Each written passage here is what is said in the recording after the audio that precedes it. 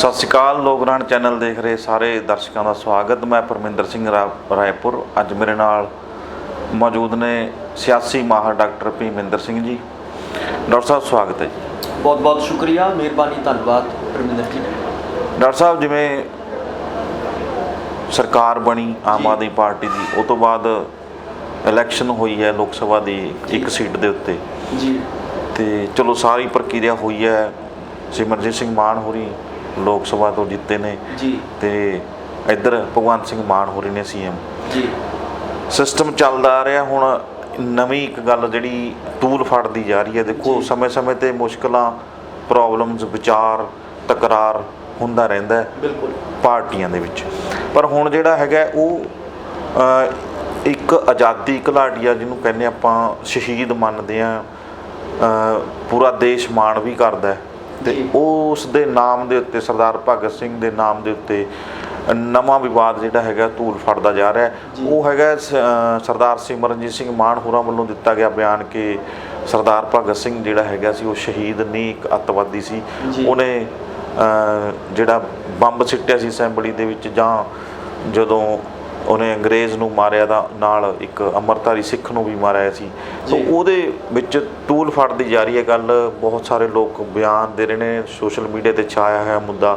ਪਹਿਲਾਂ ਤਾਂ ਆਪਾਂ ਇਹ ਗੱਲ ਕਰਦੇ ਹਾਂ ਕਿ ਸਿਮਰਨਜੀਤ ਸਿੰਘ ਮਾਨ ਉਹਨਾਂ ਦੇ ਇਸ ਬਿਆਨ ਤੋਂ ਤੁਹਾਡਾ ਕੀ ਭਾਵ ਹੈ, ਕਿਸ ਤਰ੍ਹਾਂ ਦੇਖਿਆ ਜਾਂਦਾ ਇਸ ਬਿਆਨ ਨੂੰ?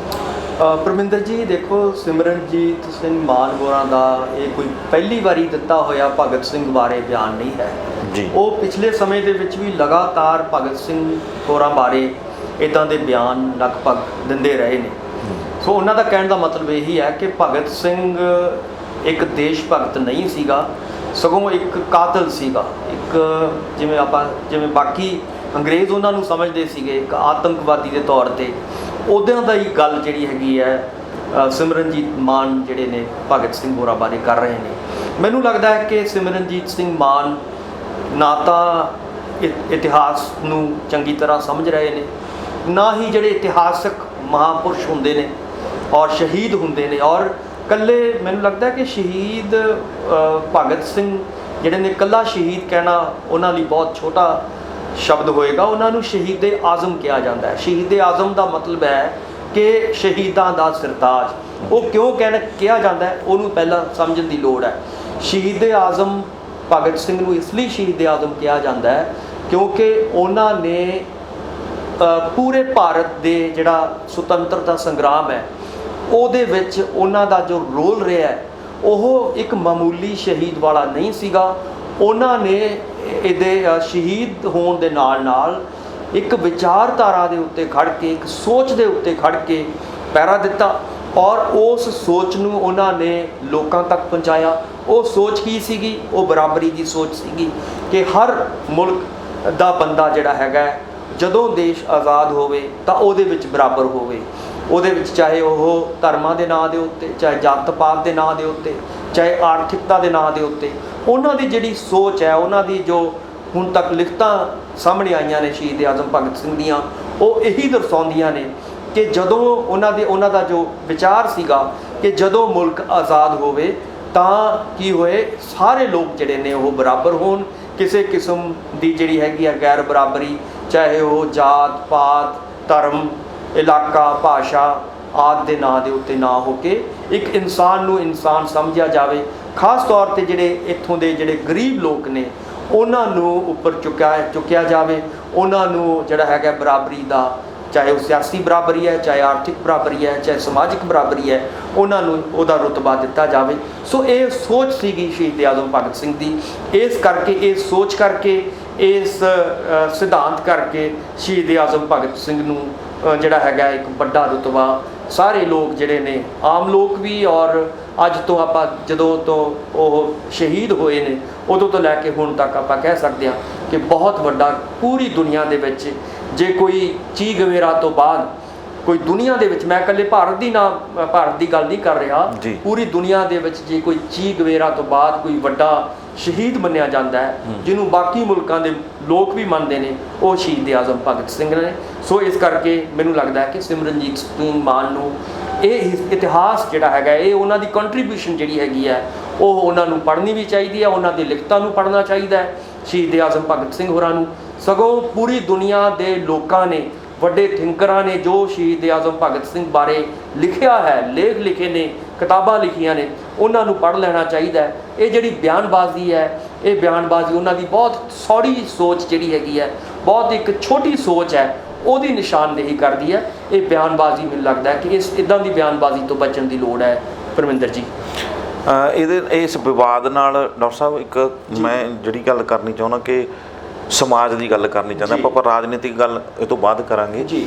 ਤੇ ਜਿਹੜੀ ਸਮਾਜ ਦੇ ਵਿੱਚ ਇਸ ਤਰ੍ਹਾਂ ਦੇ ਬਿਆਨ ਨਾਲ ਕਿਸ ਤਰ੍ਹਾਂ ਦਾ ਮੈਸੇਜ ਜਾਂਦਾ, ਕਿਉਂਕਿ ਦੇਖੋ ਯੂਥ ਦੇ ਮਤਲਬ ਪੰਜਾਬ ਦਾ ਖਾਸ ਕਰਕੇ ਜਿਹੜਾ ਯੂਥ ਹੈ ਉਸ ਆਈਕਨ ਨੇ। ਤੇ ਭਗਤ ਸਿੰਘ ਨੂੰ, ਸਰਦਾਰ ਊਧਮ ਸਿੰਘ, ਸਰਦਾਰ ਕਰਤਾਰ ਸਿੰਘ ਸਰਾਭਾ, ਉਹਨਾਂ ਨੂੰ ਉਹ ਜਦੋਂ ਇਸ ਤਰ੍ਹਾਂ ਦੇ ਬਿਆਨ ਸੁਣਦੇ ਆ ਜਾਂ ਇਸ ਤਰ੍ਹਾਂ ਦੀਆਂ ਗੱਲਾਂ ਬਾਤਾਂ, ਕਿਉਂਕਿ ਸੋਸ਼ਲ ਮੀਡੀਆ ਤੇ ਦੋਨੋਂ ਪਾਸਿਓਂ ਇੱਕ ਤਰ੍ਹਾਂ ਨਾਲ ਵਾਰ ਹੋ ਰਹੇ ਨੇ, ਬਚਾਅ 'ਚ ਵੀ ਆ ਰਹੇ ਆ ਬੰਦੇ ਤੇ ਅਟੈਕ ਤੇ ਵੀ ਆ ਰਹੇ ਆ ਇਸ ਗੱਲ ਦੇ, ਤੇ ਉਹ ਕਿਸ ਤਰ੍ਹਾਂ ਦਾ ਮੈਸੇਜ ਜਾਂਦਾ ਤੇ ਯੂਥ ਨੂੰ ਕੀ ਸੋਚਣਾ ਚਾਹੀਦਾ ਇਸ ਬਾਰੇ ਥੋੜਾ ਜਿਹਾ ਜਾਣਕਾਰੀ ਦਿਓ। ਜੀ ਪਰਮਿੰਦਰ ਜੀ, ਮੈਂ ਇਹੀ ਕਹਾਂਗਾ ਕਿ ਯੂਥ ਨੂੰ ਘੱਟੋ ਘੱਟ ਸ਼ਹੀਦ ਆਜ਼ਮ ਭਗਤ ਸਿੰਘ ਹੋਰਾਂ ਦੀਆਂ ਜਿਹੜੀਆਂ ਲਿਖਤਾਂ ਨੇ ਉਹਨਾਂ ਨੂੰ ਜ਼ਰੂਰ ਪੜ੍ਹਨਾ ਚਾਹੀਦਾ, ਕਿਉਂਕਿ ਉੱਥੋਂ ਤੁਹਾਡੀ ਪਰਸਨੈਲਿਟੀ ਜਿਹੜੀ ਹੈਗੀ ਹੈ, ਤੁਹਾਡੀ ਸ਼ਖਸੀਅਤ ਜਿਹੜੀ ਹੈਗੀ ਹੈ, ਉਹ ਉਗੜਦੀ ਹੈ। ਚਾਹੇ ਉਹਨਾਂ ਦੇ ਲੇਖਾਂ ਦੇ ਰੂਪ ਦੇ ਵਿੱਚ ਸ਼ਹੀਦ ਆਜ਼ਮ ਭਗਤ ਸਿੰਘ ਦੇ ਆਮ, ਮੈਨੂੰ ਲੱਗਦਾ ਹੈ ਕਿ ਪੰਜਾਬੀ ਵਿੱਚ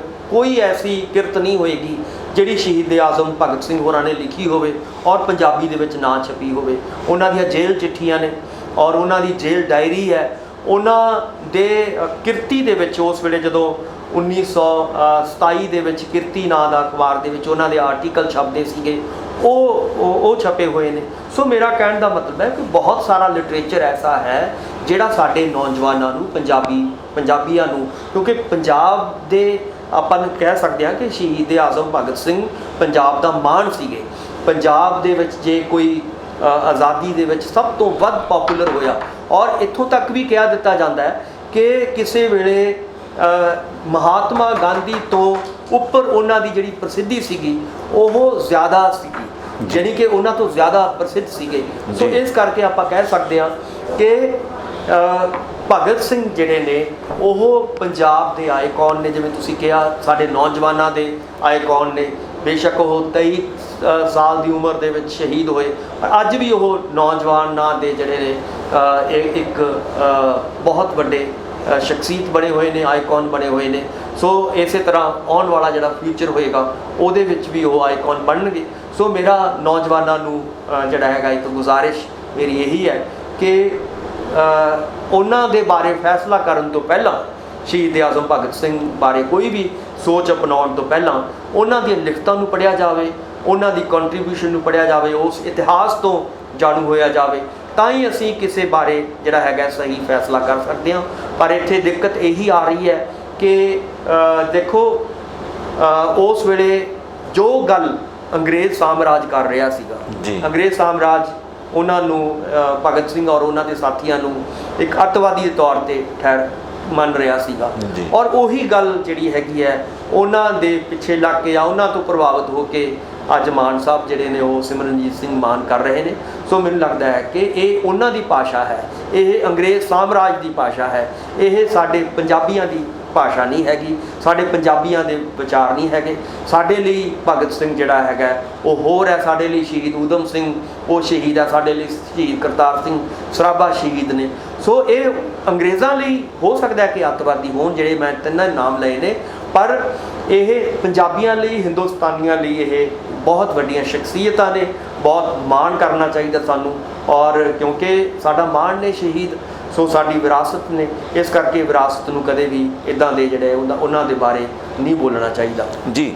ਇੱਦਾਂ ਡਾਕਟਰ ਸਾਹਿਬ ਇੱਕ ਇਹ ਗੱਲ ਹੈ ਵੀ ਜਿੱਦਾਂ ਸਿਮਰਜੀਤ ਸਿੰਘ ਮਾਨ ਉਹਨਾਂ ਦਾ ਬਿਆਨ ਆ ਰਿਹਾ ਹੈ ਜੀ, ਤਾਂ ਇਹਦੇ ਤੋਂ ਇਸ ਬਿਆਨ ਦੇ ਸੰਦਰਭ ਵਿੱਚ ਜੇ ਇਸ ਗੱਲ ਨੂੰ ਵਾਚਿਆ ਜਾਵੇ ਤਾਂ ਮੇਰੇ ਖਿਆਲ ਨਾਲ ਉਹਨਾਂ ਦਾ ਇੱਕ ਜਿਹੜਾ ਇੱਕ ਭਗਤ ਸਿੰਘ, ਸ਼ਹੀਦ ਭਗਤ ਸਿੰਘ ਦਾ ਜਿਹੜਾ ਮੋਟਿਵ ਰਿਹਾ ਉਹੀ ਬਦਲ ਜਾਂਦਾ, ਚੇਂਜ ਹੋ ਜਾਂਦਾ। ਤੇ ਜੇ ਆਪਾਂ ਸੋਚੀਏ ਕਿ ਉਹਨਾਂ ਨੂੰ ਫਾਂਸੀ ਦੀ ਸਜ਼ਾ ਹੋਈ ਸੀ ਤਾਂ ਮੇਰੇ ਖਿਆਲ ਨਾਲ ਉਹ ਸਿਮਟ ਕੇ ਉਹ ਸਿਰਫ ਇਸ ਗੱਲ ਤੇ ਆ ਕੇ ਖੜ ਜਾਂਦੀ ਹੈ ਕਿ ਇਹਨਾਂ ਨੇ ਵੱਲੋਂ ਇੱਕ ਅੰਗਰੇਜ਼ ਆਫੀਸਰ ਨੂੰ ਜਾਂ ਕਹਿ ਲਓ ਉਹਦੇ ਨਾਲ ਦੇ ਇੱਕ ਸਿਪਾਹੀ ਨੂੰ ਜਿਹੜਾ ਜਾਂ ਪੁਲਿਸ ਦੇ ਵਿੱਚ ਸੀਗਾ ਜਿਹੜਾ ਕੋਈ ਅੰਮ੍ਰਿਤਧਾਰੀ ਸਿੱਖ ਸੀ, ਉਹ ਉਸ ਨੂੰ ਮਾਰਿਆ, ਤਾਂ ਕਰਕੇ ਫਾਂਸੀ ਹੋ ਗਈ। ਜਾਣੀ ਕਿ ਜਿਹੜਾ ਪੂਰਾ ਘਟਨਾਕ੍ਰਮ ਹੈ ਉਹ ਸੁੰਗੜ ਕੇ ਇੱਕ ਥਾਂ 'ਤੇ ਆ ਕੇ ਕੇਂਦਰਿਤ ਹੋ ਗਿਆ ਕਿ ਸਿਰਫ ਤੇ ਸਿਰਫ ਜਿਹੜਾ ਕਤਲ ਆਮ ਬੰਦਾ ਕਤਲ ਕਰਦੇ ਉਹਨੂੰ ਵੀ ਸਜ਼ਾ ਹੋ ਜਾਂਦੀ ਹੈ, ਫਾਂਸੀ ਦੀ ਸਜ਼ਾ ਹੁੰਦੀਆਂ ਵੀ ਰਹੀਆਂ ਨੇ। ਤਾਂ ਉਹ ਜਿਹੜਾ ਆਜ਼ਾਦੀ ਦੇ ਵਿੱਚ ਯੋਗਦਾਨ ਸੀ ਉਹ ਸਾਰਾ ਤੁਹਾਨੂੰ ਨਹੀਂ ਲੱਗਦਾ ਕਿ ਉਹ ਘਟ ਕੇ ਸਿਮਟ ਜਾਂਦਾ, ਸੁੰਗੜ ਜਾਂਦਾ? ਯੈਸ, ਮੈਂ ਇਹੀ ਗੱਲ ਕਹਿਣਾ ਚਾਹੁੰਦਾ ਕਿ ਜਦੋਂ ਅਸੀਂ ਸ਼ਹੀਦ ਆਜ਼ਮ ਭਗਤ ਸਿੰਘ ਨੂੰ ਸਿਰਫ ਤੇ ਸਿਰਫ ਇਸ ਲਈ ਦੇਖਦੇ ਹਾਂ ਕਿ ਉਹਨਾਂ ਨੇ ਇੱਕ ਅੰਗਰੇਜ਼ ਆਫੀਸਰ ਦਾ ਕਤਲ ਕੀਤਾ, ਜਾਂ ਉਸ ਤੋਂ ਬਾਅਦ ਜਿਵੇਂ ਤੁਸੀਂ ਦੱਸ ਰਹੇ ਹੋ ਕਿ ਇੱਕ ਸਿਪਾਹੀ ਨੂੰ ਉਹਨਾਂ ਨੇ, ਇਸ ਲਈ ਕਿਉਂਕਿ ਉਸ ਵੇਲੇ ਇਸ ਸਿਪਾਹੀ ਨੂੰ ਇਹ ਵਾਰਨਿੰਗ ਪਹਿਲਾਂ ਦਿੱਤੀ ਗਈ ਸੀਗੀ। ਇਹ ਨਹੀਂ ਸੀ ਕਿ ਇੱਕੋ ਦਮ ਹੀ ਉਹਨਾਂ ਨੇ ਮਾਰਤਾ ਸੀਗਾ। ਉਹਨਾਂ ਨੇ ਬਕਾਇਦਾ ਤੌਰ 'ਤੇ ਕਿਹਾ ਸੀਗਾ ਕਿ ਭਾਈ ਅਸੀਂ ਤਾਂ ਅੰਗਰੇਜ਼ਾਂ ਨੂੰ ਮਾਰਨਾ ਆ, ਅੰਗਰੇਜ਼ ਨੂੰ ਮਾਰਨਾ ਸੀਗਾ, ਅਸੀਂ ਮਾਰਤਾ, ਪਰ ਤੂੰ ਸਾਡਾ ਪਿੱਛਾ ਨਾ ਕਰ, ਤੈਨੂੰ ਅਸੀਂ ਨਹੀਂ ਮਾਰਨਾ ਚਾਹੁੰਦੇ, ਤੂੰ ਕਿਰਪਾ ਕਰਕੇ ਪਿੱਛੇ ਚਲਾ ਜਾ। ਪਰ ਜਦੋਂ ਉਹ ਬੰਦਾ ਉਹਨਾਂ 'ਤੇ ਬਾਰ-ਬਾਰ ਉਹਨਾਂ ਨੂੰ ਅਟੈਕ ਕਰ ਰਿਹਾ ਸੀਗਾ ਔਰ ਉਹਨਾਂ ਦੇ ਪਿੱਛੇ ਭੱਜ ਰਿਹਾ ਸੀਗਾ, ਉਹਨਾਂ ਦੇ ਪਿੱਛੇ ਦੌੜ ਰਿਹਾ ਸੀਗਾ, ਫੜਨ ਦੀ ਕੋਸ਼ਿਸ਼ ਕਰ ਰਿਹਾ ਸੀ, ਫਿਰ ਮਜਬੂਰੀ ਦੇ ਵਿੱਚ ਉਹਨਾਂ ਨੂੰ ਇਹ ਕੰਮ ਕਰਨਾ ਪਿਆ। ਸੋ ਮੇਰਾ ਕਹਿਣ ਦਾ ਮਤਲਬ ਹੈ ਕਿ ਜਦੋਂ ਅਸੀਂ ਸ਼ਹੀਦ ਆਜ਼ਮ ਭਗਤ ਸਿੰਘ ਨੂੰ ਉਹਨਾਂ ਨੇ ਲਿਖਿਆ ਇਹ ਬਕਾਇਦਾ ਤੌਰ 'ਤੇ ਕਿ ਸਾਡਾ ਕੋਈ ਇੱਦਾਂ ਦਾ ਅਨਾਰਕਿਸਟ ਹੋਣਾ ਕਿ ਅਸੀਂ ਲੋਕਾਂ ਨੂੰ ਇੱਦਾਂ ਮਾਰਨਾ ਚਾਹੁੰਦੇ ਹਾਂ, ਲੋਕਾਂ ਨੂੰ ਜਾਣਬੁੱਝ ਕੇ ਅਸੀਂ ਇੱਦਾਂ ਖਤਮ ਕਰਨਾ ਚਾਹੁੰਦੇ, ਇੱਦਾਂ ਦਾ ਸਾਡਾ ਕੋਈ ਮਕਸਦ ਨਹੀਂ ਸੀਗਾ।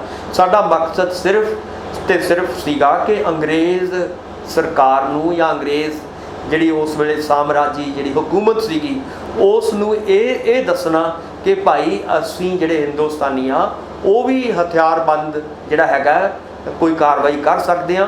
ਕਿਉਂਕਿ ਉਹਨਾਂ ਨੂੰ ਇਹ ਲੱਗਦਾ ਸੀਗਾ, ਜੋ ਗਦਰੀ ਬਾਬਿਆਂ ਦੀ ਸੋਚ ਸੀਗੀ, ਜੋ ਸ਼ਹੀਦ ਆਜ਼ਮ ਭਗਤ ਸਿੰਘ ਔਰ ਉਹਨਾਂ ਦੇ ਸਾਥੀਆਂ ਦੀ ਸੋਚ ਸੀਗੀ ਕਿ ਜੇਕਰ ਅੰਗਰੇਜ਼ ਸਾਡੇ ਉੱਤੇ ਹਥਿਆਰਾਂ ਦੇ ਰਾਹੀਂ ਆਪਣਾ ਰਾਜ ਸੱਤਾ ਕਾਇਮ ਕਰ ਸਕਦੇ ਆ ਤਾਂ ਇਹਨਾਂ ਨੂੰ ਇੱਥੋਂ ਭਜਾਉਣ ਦੇ ਲਈ ਸਾਨੂੰ ਹਥਿਆਰਬੰਦ ਲੜਾਈ ਵੀ ਲੜਨੀ ਪੈ ਸਕਦੀ ਹੈ। ਉਸ ਵੇਲੇ ਉਹਨਾਂ ਦੀ ਜਿਹੜੀ ਸੋਚ ਸੀਗੀ ਉਹ ਇਹ ਸੀਗੀ। ਹਾਲਾਂਕਿ ਇਹ ਸੋਚ ਬਾਅਦ ਦੇ ਵਿੱਚ ਉਹਨਾਂ ਨੇ ਬਦਲੀ।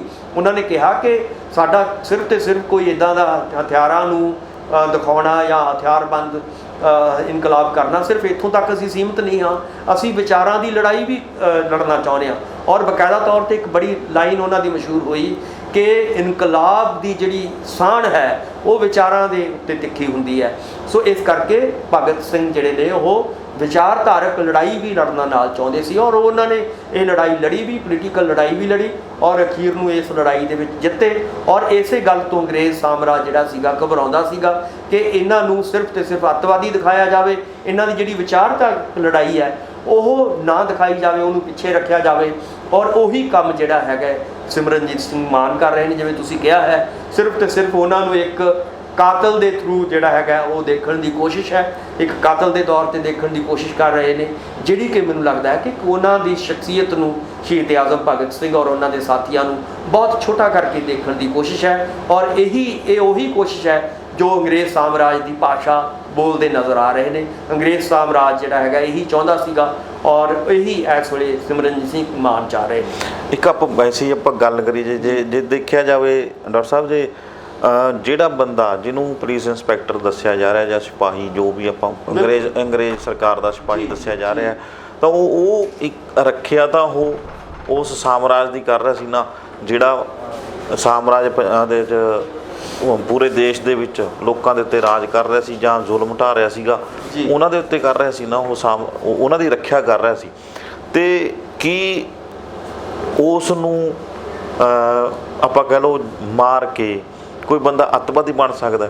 ਜਿਹੜਾ ਬੰਦਾ ਆਪਣੇ ਲੋਕਾਂ ਦੀ ਰੱਖਿਆ ਨਹੀਂ ਕਰ ਰਿਹਾ, ਉਹਨਾਂ ਲੋਕਾਂ ਦੀ ਜਿਨ੍ਹਾਂ ਨੇ ਲੋਕਾਂ ਨੂੰ ਗੁਲਾਮ ਬਣਾਇਆ ਹੋਇਆ, ਉਹਨਾਂ ਦੀ ਸਿਕਿਉਰਿਟੀ ਲਈ ਉਹ ਕੰਮ ਕਰ ਰਿਹਾ, ਇਵਨ ਕਿ ਤਨਖਾਹ ਵੀ ਲੈ ਰਿਹਾ ਉਹਨਾਂ ਤੋਂ, ਤੇ ਉਹ ਚੀਜ਼ ਵੀ ਦੇਖਣੀ ਬਣਦੀ ਹੈ ਇਸ ਸੰਦਰਭ ਦੇ ਵਿੱਚ ਜਾਂ ਨਹੀਂ? ਲੋਕਾਂ ਨੂੰ ਇਹ ਸੋਚਣਾ ਚਾਹੀਦਾ ਕਿ ਨਹੀਂ? ਬਿਲਕੁਲ।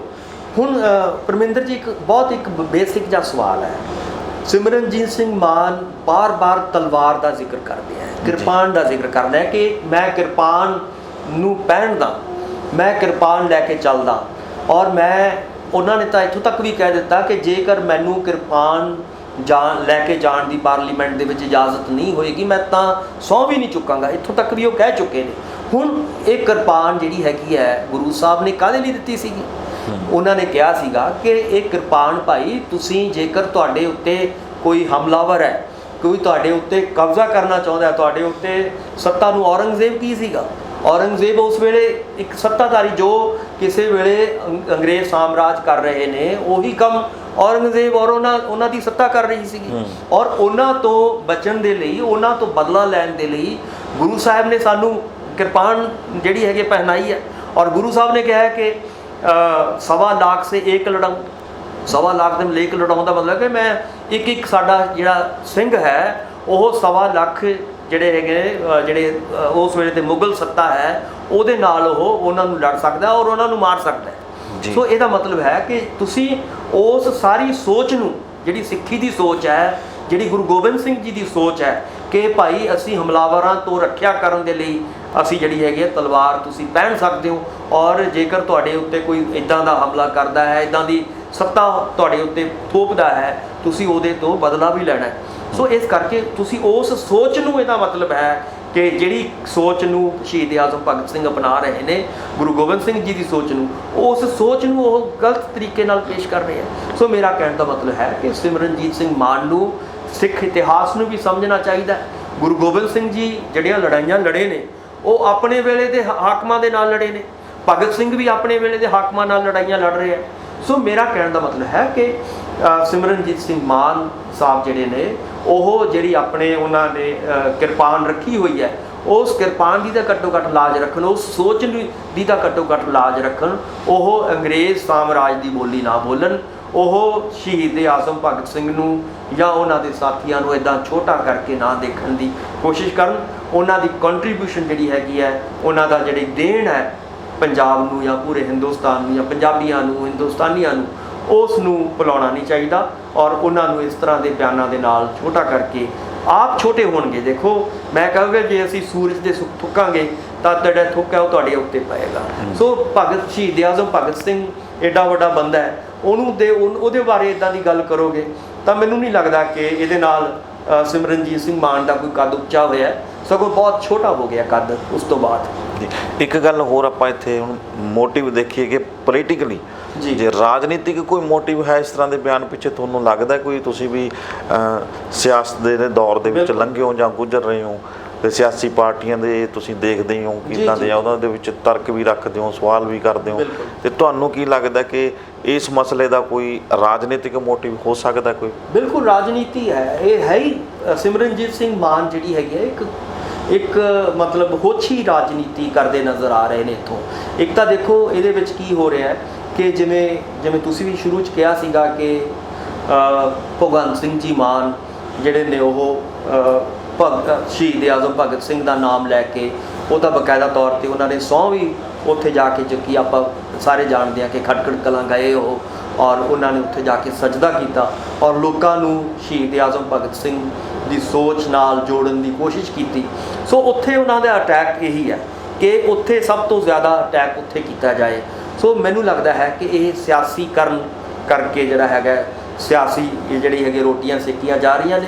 ਔਰ ਇਹਦੇ ਨਾਲ ਕੀ ਹੋਏਗਾ ਕਿ ਇਹਦੇ ਨਾਲ ਉਹਨਾਂ ਦਾ ਕੱਦ ਜਿਹੜਾ ਹੈਗਾ, ਮੈਂ ਫਿਰ ਕਹਾਂਗਾ ਇੱਦਾਂ ਦੀ ਜਿਹੜੀ ਸਿਆਸਤ ਉਹ ਕਰ ਰਹੇ ਨੇ, ਹੋਛੀ ਸਿਆਸਤ ਕਰ ਰਹੇ ਨੇ, ਇਹਦੇ ਨਾਲ ਉਹਨਾਂ ਦਾ ਕੱਦ ਕੋਈ ਉੱਚਾ ਕੱਦ ਨਹੀਂ ਹੋਏਗਾ, ਸਗੋਂ ਨੀਵਾਂ ਹੋਏਗਾ ਬਹੁਤ। ਇਸ ਘਟਨਾ ਤੋਂ ਬਾਅਦ ਜਦੋਂ ਕਿ ਉਹਨਾਂ ਨੂੰ ਜਿੱਤਣ ਤੋਂ ਬਾਅਦ, ਪਹਿਲਾਂ ਉਹਨਾਂ ਨੇ ਦੇਖੋ ਜਿਹੜੇ ਬਿਆਨ ਦਿੱਤੇ ਉਹ ਦਿੱਤੇ, ਉਹਦਾ ਬਹੁਤਾ ਲੋਕਾਂ ਨੇ ਨੋਟਿਸ ਨਹੀਂ ਸੀ ਲਿਆ, ਪਰ ਜਦੋਂ ਤੁਸੀਂ ਜਿੱਤਣ ਤੋਂ ਬਾਅਦ ਇੱਕ ਤੁਸੀਂ ਨੁਮਾਇੰਦੇ ਬਣਦੇ ਹੋ ਲੋਕਾਂ ਦੇ, ਤੁਸੀਂ ਸਾਂਝੇ ਨੁਮਾਇੰਦੇ ਹੋ ਔਰ ਲੋਕਾਂ ਨੇ ਤੁਹਾਨੂੰ ਵੋਟਾਂ ਪਾਈਆਂ ਨੇ ਔਰ ਜਿੱਤ ਕੇ ਤੁਹਾਨੂੰ ਪਾਰਲੀਮੈਂਟ ਦੇ ਵਿੱਚ ਭੇਜਿਆ, ਤਾਂ ਲਾਜ਼ਮੀ ਤੌਰ 'ਤੇ ਤੁਹਾਨੂੰ ਜਿਹੜੀਆਂ ਲੋਕਾਂ ਦੀਆਂ ਇੱਛਾਵਾਂ ਨੇ, ਲੋਕਾਂ ਦੇ ਜਿਹੜੇ ਸੁਪਨੇ ਨੇ, ਲੋਕਾਂ ਦੀ ਜਿਹੜੀ ਵਿਰਾਸਤ ਹੈ, ਇੱਕ ਮਹਾਨ ਵਿਰਾਸਤ ਹੈ ਸ਼ਹੀਦ ਆਜ਼ਮ ਭਗਤ ਸਿੰਘ ਦੀ, ਗਦਰੀ ਬਾਬਿਆਂ ਦੀ, ਸ਼ਹੀਦ ਊਧਮ ਸਿੰਘ ਜੀ ਦੀ, ਸ਼ਹੀਦ ਕਰਤਾਰ ਸਿੰਘ ਸਰਾਭਾ ਜੀ ਦੀ, ਉਹਨਾਂ ਨੂੰ ਘਟਾ ਕੇ ਦੇਖਣ ਦੀ ਜਿਹੜੀ ਇੱਦਾਂ ਦੀ ਸੌੜੀ ਸਿਆਸਤ ਕਰ ਰਹੇ ਨੇ, ਉਹਦੇ ਤੋਂ ਬਚਣ ਦੀ ਲੋੜ ਹੈ ਮਾਨ ਸਾਹਿਬ ਨੂੰ। ਜੀ ਡਾਕਟਰ ਸਾਹਿਬ, ਤੁਹਾਡਾ ਬਹੁਤ ਬਹੁਤ ਧੰਨਵਾਦ, ਤੁਸੀਂ ਬੜਮੁੱਲੀ ਜਾਣਕਾਰੀ ਦਰਸ਼ਕਾਂ ਤੱਕ ਪਹੁੰਚਾਈ ਹੈ। ਸ਼ੁਕਰੀਆ, ਸ਼ੁਕਰੀਆ, ਮਿਹਰਬਾਨੀ, ਧੰਨਵਾਦ। ਸੋ ਇਹ ਸਨ ਡਾਕਟਰ ਭੀਮਿੰਦਰ ਜੀ, ਜਿਨ੍ਹਾਂ ਨੇ ਸਰਦਾਰ ਭਗਤ ਸਿੰਘ ਹੋਰਾਂ ਬਾਰੇ ਜਾਣਕਾਰੀ ਦਿੱਤੀ ਹੈ, ਕਿਸ ਤਰ੍ਹਾਂ ਅਕਸ ਨੂੰ ਵਿਗਾੜਿਆ ਜਾ ਸਕਦਾ ਜਾਂ ਕਿਸ ਤਰ੍ਹਾਂ ਦੀ ਬਿਆਨਬਾਜ਼ੀ ਜਿਹੜੀ ਹੈਗੀ ਹੈ ਉਹ ਇੱਕ ਸ਼ਹੀਦ ਦਾ ਆਪਾਂ ਕਹਿ ਸਕਦੇ ਹਾਂ ਕਿ ਅਕਸ ਖਰਾਬ ਕਰ ਸਕਦੀ ਹੈ। ਇਹਦੇ ਬਾਰੇ ਜ਼ਰੂਰ ਸਰਦਾਰ ਸਿਮਰਨਜੀਤ ਸਿੰਘ ਮਾਨ ਉਹਨਾਂ ਨੂੰ ਸੋਚਣਾ ਚਾਹੀਦਾ ਹੈ। ਔਰ ਨੌਜਵਾਨਾਂ ਦੇ ਵਿੱਚ ਇਸ ਤਰ੍ਹਾਂ ਦੇ ਬਿਆਨ ਜਿਹੜੇ ਹੈਗੇ ਉਹ ਕਿਸ ਤਰ੍ਹਾਂ ਦਾ ਮੈਸੇਜ ਦੇ ਕੇ ਜਾਂਦੇ ਆ, ਕਿਉਂਕਿ ਹਰ ਇੱਕ ਨੂੰ ਆਪਣੇ ਦੇਸ਼ ਨਾਲ, ਕੌਮ ਨਾਲ ਪਿਆਰ ਹੁੰਦਾ, ਸਮਾਜ ਨਾਲ ਪਿਆਰ ਹੁੰਦਾ। ਰਾਜਨੀਤੀ ਨੂੰ ਵੀ ਲੋਕ ਪਿਆਰ ਕਰਦੇ ਨੇ, ਵੋਟਾਂ ਪਾਉਂਦੇ ਨੇ, ਜਾ ਕੇ ਆਪਣਾ ਨੁਮਾਇੰਦਾ ਚੁਣ ਕੇ ਉਹਨਾਂ ਨੂੰ ਪਾਵਰਾਂ ਦੇ ਦਿੰਦੇ ਨੇ ਰਾਜ ਕਰਨ ਦੀਆਂ ਆਪਣੇ ਉੱਤੇ। ਸੋ ਇਸ ਤਰ੍ਹਾਂ ਦੇ ਬਿਆਨ ਕਿਤੇ ਬਖੇੜਾ ਨਾ ਖੜਾ ਕਰ ਦੇਣ, ਸਮਾਜ ਵਿੱਚ ਵੰਡੀਆਂ ਨਾ ਪਾ ਦੇਣ, ਨੌਜਵਾਨਾਂ ਦੇ ਮਨਾਂ ਦੇ ਵਿੱਚੋਂ ਦੇਸ਼ ਭਗਤੀ ਜਾਂ ਕਹਿ ਲਓ ਕਿ ਕੌਮ ਦੇ ਲਈ ਮਰ ਮਿਟਣ ਦਾ ਜੋ ਜਜ਼ਬਾ ਹੈਗਾ ਉਹਨੂੰ ਨਾ ਘਟਾ ਦੇਣ। ਸੋ ਇਸ ਤਰ੍ਹਾਂ ਦੇ ਸਾਰੇ ਵਿਚਾਰਾਂ ਨੂੰ ਮੁੱਖ ਰੱਖ ਕੇ ਹੀ ਕਿਸੇ ਵੀ ਪਾਰਟੀ ਵੱਲੋਂ, ਕਿਸੇ ਵੀ ਆਗੂ ਵੱਲੋਂ ਜਿਹੜੇ ਹੈਗੇ ਉਹ ਬਿਆਨਬਾਜ਼ੀ ਕਰਨੀ ਚਾਹੀਦੀ ਆ। ਸੋ ਮੈਨੂੰ ਦਿਓ ਇਜਾਜ਼ਤ, ਦੇਖਦੇ ਰਹੋ ਲੋਕ ਰਾਣ ਚੈਨਲ ਪੰਜਾਬੀ। ਧੰਨਵਾਦ।